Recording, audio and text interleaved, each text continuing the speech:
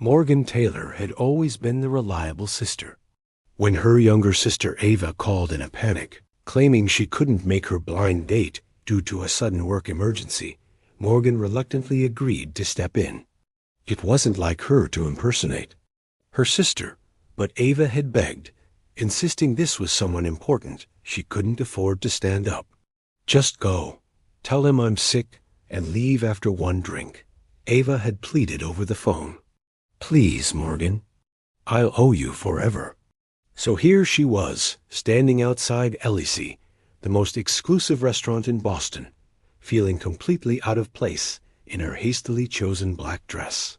The hostess led her to a secluded table in the back, illuminated by soft candlelight that cast elegant shadows across the white tablecloth. She was early, giving her time to rehearse the excuse she would offer before making a quick exit. Morgan ran her fingers nervously through her chestnut hair, wishing she were home with a good book instead of preparing to lie to a stranger. When he entered the restaurant, the entire atmosphere shifted. Standing at 6'2" with confident posture and wearing a perfectly tailored suit, he commanded attention without trying. The hostess practically tripped over herself, guiding him to the table. His dark hair was neatly styled, and his jawline could have been carved from marble.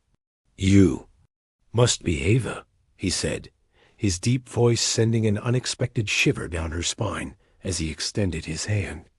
"I'm Daniel Bennett." Morgan's mouth went dry. Daniel Bennett, CEO of Bennett Innovations, one of the fastest-growing tech companies in the country. His face had been on the cover of Forbes just last month, and her sister had set up a blind date. "With him?" she began, ready to confess, but something stopped her. Maybe it was his disarming smile, or the genuine warmth in his eyes that didn't match his powerful reputation. "Yes, nice to meet you." The lie slipped out before she could catch it. "I took the liberty of ordering the chef's special tasting menu," he said as he settled into his chair. "Unless you'd prefer something else?" Morgan shook her head, feeling increasingly guilty, but strangely unwilling to end this encounter. "That sounds perfect."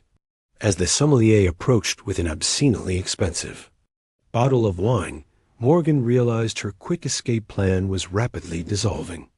One drink had turned into a full dinner, and the excuse she had prepared seemed to be stuck in her throat. Little did she know that this evening of deception would change the course of her carefully ordered life forever. The first course arrived delicate, scallops garnished with edible flowers, and Morgan found herself captivated not by the exquisite food, but by Daniel's unexpected humility.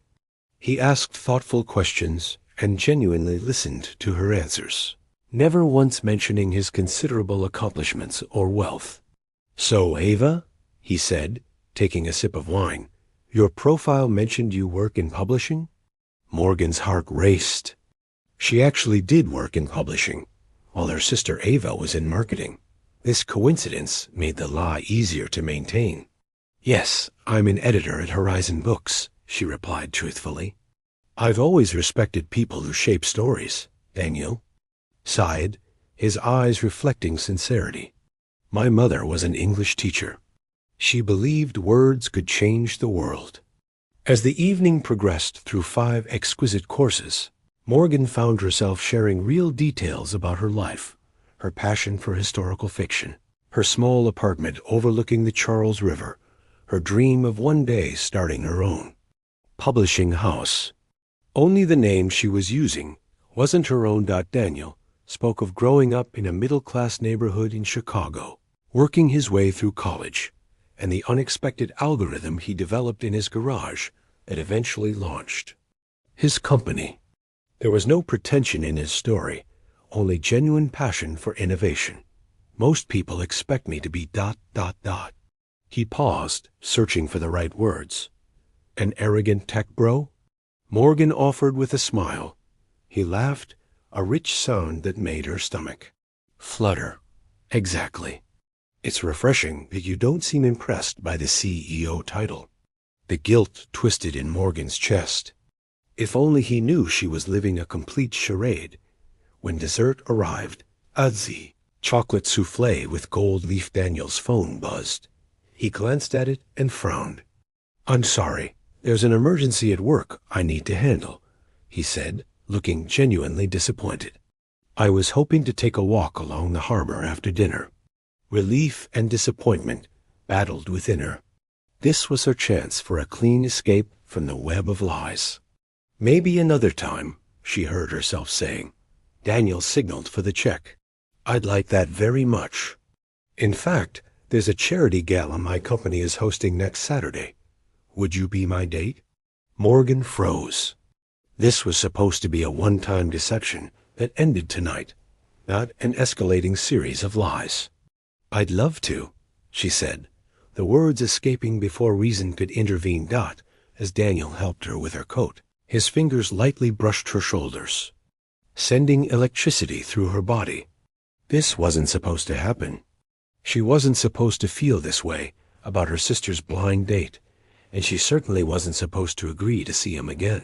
For the next week, Morgan lived in a state of constant anxiety, torn between confessing the truth to both Daniel and her sister, or continuing the charade. Ava had been strangely evasive when Morgan tried to discuss the blind date, saying only, "Just tell me if he was nice. That's all I care about."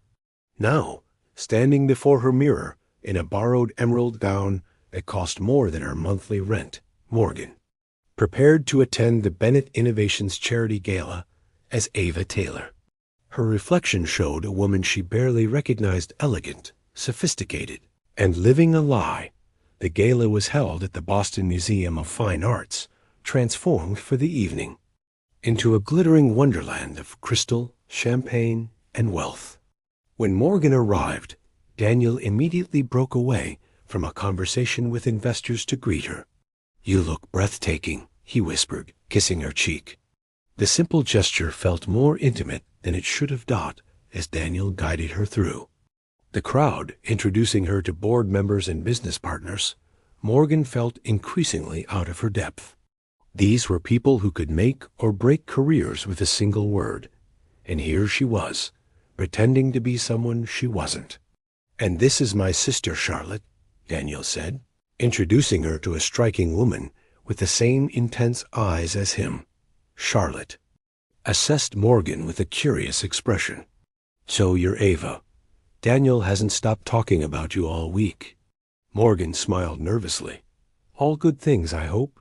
"Curiously good," Charlotte replied, "especially since the real Ava Taylor works for my marketing firm and is currently in Tokyo on assignment." The world seemed to stop. Morgan's ears rang as she registered Charlotte's words. Next to her, she felt Daniel stiffen. "I don't understand," Daniel said slowly. "I recognized the name immediately," Charlotte continued calmly. "I've been wondering who would impersonate my employee on a date with my brother." All eyes turned to Morgan as the blood drained from her face. Her elaborate house of cards was collapsing spectacularly in the middle of Boston's elite society. "I can explain," she began, her voice barely audible over the orchestra and her pounding heart. Daniel's expression hardened. "Let's take this somewhere private." He led her to a small gallery away from the crowd, his warm demeanor replaced with cold disappointment that hurt more than anger would have. "Who are you?" he asked simply. Morgan took a deep breath. The moment of truth had arrived, and there was nowhere left to hide. "My name is Morgan Taylor. Ava is my sister." "Your sister?" Daniel repeated, his voice unnervingly calm. "So every moment we've shared has been a lie." The quiet gallery suddenly felt suffocating. Morgan struggled to find words that could possibly justify her actions. "Not every moment," she said softly. "Everything I told you about myself was true, my job, my dreams, my thoughts. Only the name was false." Daniel paced the small space, running a hand through his perfectly styled hair. "Why? Was this some kind of game? A way to get close to me for some advantage?" "No," Morgan exclaimed, horrified. "Ava called last minute, said she couldn't make your date, but didn't want to stand you up. I was just supposed to make an excuse and leave. But then I met you, and you were so different from what I expected, and I just—" She trailed off, the explanation sounding pathetic even to her own ears. "Different how?" he asked, his eyes searching hers. "Real," she answered honestly. "Not the calculated CEO from magazine covers. Someone genuine who talked about his mother's love of books and built something from nothing." Daniel leaned against a display case, studying her.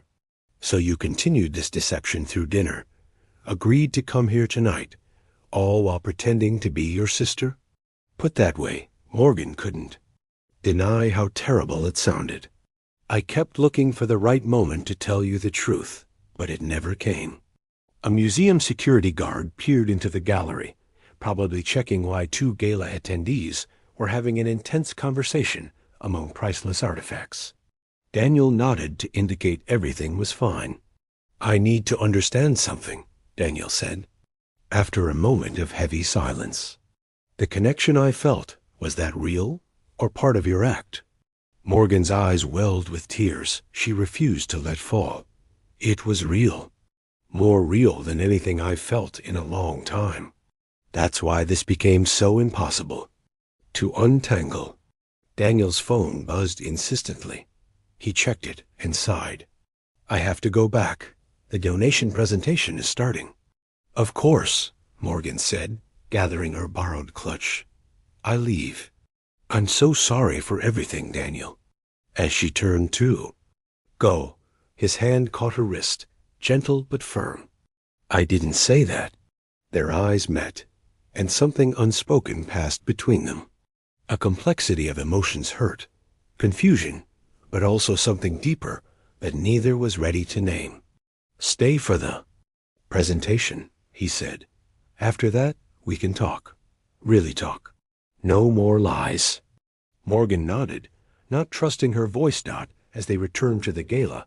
Daniel maintained a professional distance. But when Charlotte approached with questioning eyes, he simply said, "It's complicated." The three words held more meaning than Morgan dared to hope for. 2 weeks after the gala, Morgan sat on a bench in the Boston Public Garden, watching autumn leaves spiral down to the pathway. The scandal had been contained. Charlotte had been surprisingly understanding once Morgan explained everything, and Daniel had requested time to process the deception. Morgan had heard nothing from him since, assuming that whatever might have been possible was now lost. She had finally confronted Ava, who admitted setting up the blind date despite never having met Daniel personally. It had been arranged through Charlotte as a potential business connection. Nothing more. The irony wasn't lost on Morgan. A fake date arranged through tenuous connections had led to genuine feelings and spectacular disaster. The sound of footsteps on fallen leaves made her look up. Daniel stood before her in casual clothes, jeans and a sweater that made him look more like the genuine man she'd connected with, and less like the CEO the world knew. "I wasn't sure you'd come," Morgan said, having sent a message asking to meet one last time. "I wasn't sure either," he replied honestly. Sitting beside her with careful distance between them, they watched a young family feed the ducks in silence until Daniel finally spoke. "I've been thinking about trust. My company was almost destroyed in its early days by corporate espionage. Since then, honesty has been non-negotiable in my life." Morgan nodded, accepting the implicit criticism. "But," he continued, surprising her, "I've also been thinking about intentions, about mistakes and second chances." A red leaf drifted down, landing perfectly between them on the bench. "The woman I met that night, whether she was called Ava or—" Morgan showed me herself in ways that felt authentic. "Was that real?" "Yes," Morgan answered without hesitation. "That was all me, the real me." Daniel picked up the leaf, turning it over in his fingers. "Then I'd like to meet her properly. No deceptions, no expectations. Just two people starting from the beginning." Hope blossomed in Morgan's chest, fragile but persistent. I'd like that. He extended his hand formally, a small smile playing at his lips. Hello, I'm Daniel Bennett. No CEO title, no preconceptions. Morgan took his hand, feeling the warmth of possibility. Morgan Taylor, editor, dreamer, and completely myself. Their handshake lingered, transforming into something more intimate as their fingers intertwined. The path forward wasn't clear, and trust would need to be rebuilt carefully. But in that moment, beneath the canopy of falling leaves, they were simply two people choosing to begin again. Sometimes the most honest connections arise from the ashes of deception, and the most unexpected love stories start with a case of mistaken identity, or in this case, a reluctant impersonation that led to a revelation neither could have anticipated.